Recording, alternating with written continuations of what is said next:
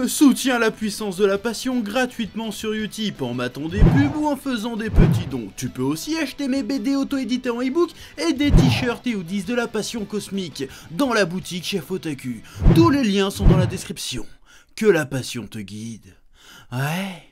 Salutations tête de nage, je suis le chef et bienvenue dans Dragon Ballologie, l'émission entièrement consacrée à Dragon Ball et à son univers. Et aujourd'hui on poursuit enfin notre petite rétrospective des films DBZ avec le troisième film. Le combat fracticide ou en japonais Shikyu Marugoto Shokusen, littéralement la super bataille décisive autour de la Terre, sorti le 7 juillet 1990, réalisé par Daisuke Nishio, qui est aussi le réalisateur des deux films précédents et du film suivant. Et tout le monde s'en fout de tes instants Wikipédia là, fais des blagues, fais-nous marrer là, que ça swing. Mais t'es méchant. Le film commence avec une sonde spatiale de l'espace qui tombe sur Terre.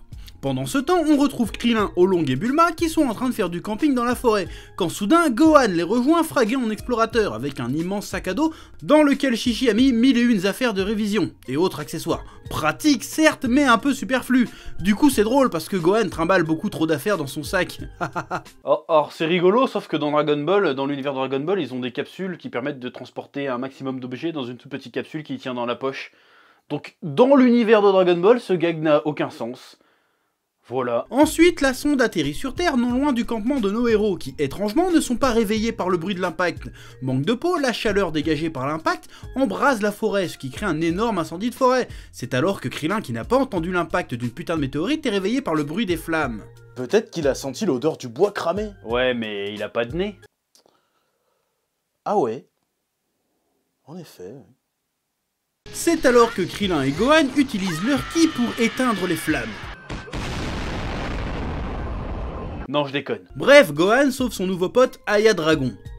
Du coup, il y a un rapport avec Aya Nakamura ou pas?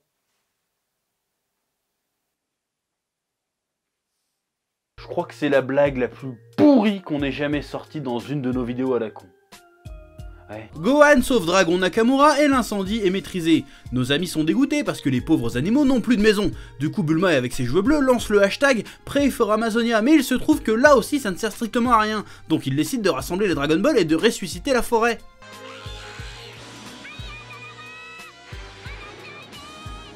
Ouais, je crois que le Aya Dragon là il est un peu autoraciste. Et la forêt est ressuscitée. Petit moment Greta Thunberg et on en est à 10 minutes de film que l'intrigue n'a toujours pas commencé.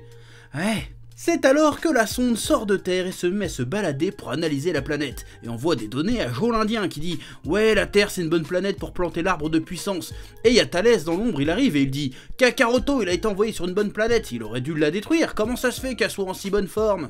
Et c'est là que je me dis que c'est quand même un sacré coup de bol que tous les Saiyans qui ont survécu à travers l'univers savent où a été envoyé Goku quand il était petit. D'ailleurs, s'ils pensaient que Goku était censé détruire la Terre, pourquoi il est venu? Parce que va te faire foutre. Ah, dit comme ça, c'est logique. Pendant ce temps, Goku et Gohan passent un moment père-fils en prenant un bain dans un tonneau sur le feu. Du coup, Chi-Chi elle est en train de les laver ou elle les cuisine? Elle fait bouillir les carottes. Bah oui, parce que Goku en vrai il s'appelle Carotte. Et les Saiyans ils ont des noms de légumes. Tu vois, carottes, légumes. Pardon. Rectification. Ça, c'était la blague la plus pourrie qu'on ait jamais faite. Ouais. Soudain, Dragon Nakamura vient gratter l'amitié à Gohan. Gohan sort de l'eau pendant que Goku reste au fond pour faire genre il est en apnée. On est bien d'accord que techniquement, Gohan est en train de poser ses couilles sur le nez de Goku là. Ou c'est moi? Bref, Gohan veut garder le dragon, Chi-Chi dit que non, va plutôt faire tes devoirs, mais Goku revient en Tsum Tsum dire à Gohan qu'il peut cacher le dragon dans une grotte derrière la maison. Et là tu te dis certainement, quel est le putain de rapport avec l'intrigue? Patience, on va y venir et tu verras, c'est absolument capital. Et on enchaîne avec Yamcha et Puer. Qui vole dans un avion que Yamcha vient de se payer avec un emprunt sur 15 ans qu'il a réussi à obtenir grâce à la notoriété qu'il a eue en participant au tournoi des arts martiaux. Et je trouve ça plutôt balèze étant donné que le gars n'a jamais été foutu de passer le premier tour. Soudain, il ressent une forte puissance, qui est aussi ressentie par Piccolo et par Kaio. Alors par contre, pourquoi Goku et Gohan ne ressentent rien Parce que va te faire foutre. Puis il y a Joe l'Indien qui utilise la technique des deux doigts de Nappa pour creuser un trou pendant que Mathias des Beehive jette une toute petite graine dans le trou. Il se trouve que Yamcha est juste au-dessus de l'explosion et que ça détruit son avion. Il y a même Dragon Nakamura qui ressent qu'il y a un blême, mais toujours pas Goku ni Gohan. L'arbre de puissance commence à pousser en absorbant l'énergie de la planète. Ça pousse tellement vite et loin que ses racines détruisent des villes et que le ciel est recouvert par sa cime. Et on retrouve toute la bande chez Goku et Chi-Chi, sans doute pour préparer un plan de bataille. Penses-tu? Ils sont en train de discutailler peinard. Yamcha raconte qu'il a juste eu un accident d'avion et qu'il va mettre 15 ans à rembourser son putain d'avion. Cette scène n'a absolument aucun putain de sens. Les dialogues laissent penser que c'est Yamcha qui a réuni tout le monde chez Goku pour leur annoncer son accident d'avion. Les mecs viennent boire le café en tenue de combat et taillent le bout de gras comme si de rien n'était, alors que c'est la putain d'apocalypse dehors. Les gars, ils attendent que Kaio leur dise qu'il y a un problème pour qu'ils se bougent le cul, alors qu'ils ont clairement ressenti un truc. Kaio leur dit que l'arbre de puissance va drainer toute l'énergie de la planète, et que ça va devenir un désert, et qu'il est déjà trop tard, qu'on ne peut plus rien y faire. Et là, Goku fait « C'est pas grave, on a qu'à rassembler le Dragon Ball pour demander au dragon de sauver la Terre. » Ah bah non, on peut pas, mon connard de fils a gaspillé un vœu pour ressusciter le bois de Boulogne, putain de sa mère la pute. Non, je déconne. Il a pas dit ça, mais ça aurait été totalement légitime. Ouais. Du coup, Goku et la Team Z, sauf Gohan, partent au pied de l'arbre et balancent leur meilleure attaque pour le détruire. Mais ça marche pas trop. Ah, si seulement ils pouvaient utiliser les Dragon Ball. Pas de chance. Ouais. Puis ils tombent sur les hommes de Thalès, et là, grosse bagarre. Évidemment, toute la Z-Team se fait défoncer. Quand soudain Gohan arrive et bim, Thalès apparaît au grand jour et on se rend compte qu'il a la même tronche que Goku. Et c'est là qu'à l'époque naquit une des grandes légendes du fandom DBZ. Thalès serait le frère caché de Goku. Joueur Bardock, il va coucher à droite à gauche, tout ça, il aurait des enfants illégitimes plus ou moins. Voilà, en plus c'était plus ou moins crédible, parce qu'ils ont tendance à tous avoir la même gueule dans la famille de Goku. Hein, Bardock, Goku, Goten. Bon, tu vois la gueule de Thalès, tu dis c'est peut-être un petit peu crédible cette histoire. Sauf que non, hein, parce qu'en fait Thalès c'est juste la représentation de ce que serait devenu Goku s'il avait été maléfique. Voilà, en plus le titre français du film, Le combat fracticide, ça a pas aidé au schmilblick. Ouais. Non mais c'est bidon, sous prétexte que deux mecs ont la même voix, la même taille, la même tête, ce seraient forcément des frères. Ouais. C'est bidon. Grave. Bah ouais. Puis le coup du jumeau maléfique qui apparaît comme ça, c'est un peu l'idée de merde pour faire un méchant pourri quand t'as pas d'idée. Hein, voilà.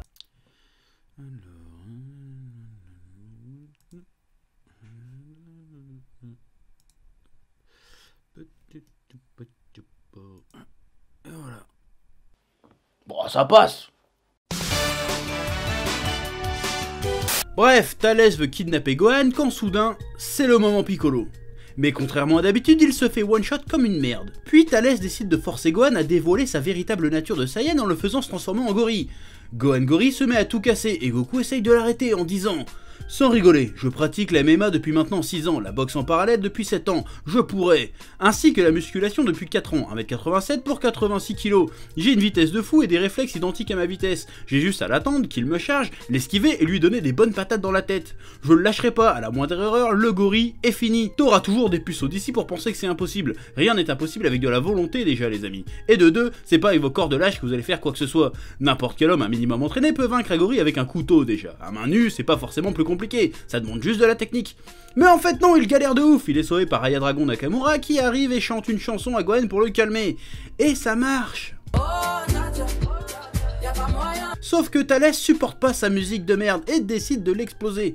Le Gohan Gorille attaque alors Thalès, et là Thalès se dit « J'ai une vitesse de fou et des réflexes identiques à ma vitesse ». Et il lui balance une boule d'énergie, sauf que Goku coupe la queue de Gohan qui redevient un gamin au dernier moment, ce qui lui permet d'éviter la boule. Puis Goku affronte les hommes de Thalès et les défonce pendant que Thalès one-shot Piccolo. Encore. Putain, il respecte vraiment pas Piccolo dans ce film, c'est ouf. Puis Goku et Thalès se mettent enfin sur la tronche, sauf que Goku est en train de foutre une branle à Thalès, du coup Thalès il mange un fruit et devient plus fort, puis défonce à son tour la gueule de Goku. Goku est à l'agonie quand soudain tous ses amis lui parlent par télépathie en lui disant de faire un Genki-Dama pendant qu'il gagne du temps en servant de punching ball à Thalès. Puis Goku balance son Genki-Dama, sauf que Thalès le contre. Bah oui, parce que la Terre elle est rincée, il y a plus assez d'énergie pour faire un gros Genki-Dama. Du coup bah ils sont un peu dans la merde. Du coup, pourquoi ils ont pas pris des sans-yeux avec eux? Parce que va te faire foutre. Mais je comprends pas, tu le sais en plus. Puis Goku se met à absorber l'énergie des fruits et de l'arbre pendant que Thalès mange ses 5 fruits et légumes par jour. Puis gros duel de regard façon cowboy. Puis blaire, Goku dégaine un Genki-Dama qui explose Thalès et l'arbre géant. En explosant, l'arbre rend toute son énergie à la Terre. Gros moment Greta Thunberg, et fin. Alors, comment dire, ce film est vraiment très nul. Bon, comme la plupart des films DBZ, on part sur une bonne idée de SF, malheureusement très peu exploitée. Les méchants sont inintéressants au possible, hein, juste faire un Goku méchant, c'est nul à chier. Les combats sont pas du tout mémorables. Bon, ok, il y a le petit côté fanservice avec Gohan qui se transforme en gorille géant, mais à part ça, on se fait quand même un peu chier avec ce film. Ouais. Puis j'ai beaucoup de mal à cerner les intentions du film. Si ça veut parler de l'humanité de Goku en l'opposant à ce qu'il aurait pu devenir, c'est assez superficiellement traité. Le seul truc intéressant serait par rapport à Gohan qui se transforme en gorille, qui bien qu'il révèle sa nature de Saiyan, reste avant tout un humain, et on s'en rend compte avec sa relation avec le dragon. Peut-être que ça veut dire que nos origines ne nous définissent pas, j'en sais rien. J'aurais aussi tendance à penser qu'il y a une petite morale écolo, comme c'est le cas dans beaucoup de films DBZ de cette période. Mais si c'est le cas, le message est vraiment confus. Parce que dans le film, ce qui détruit la nature, c'est un putain d'arbre géant. Donc c'est la nature qui se détruit elle-même en fait. L'arbre représenterait-il la quête de puissance de l'homme? Mais l'arbre n'a même pas été planté par l'homme dans le film, donc c'est bidon.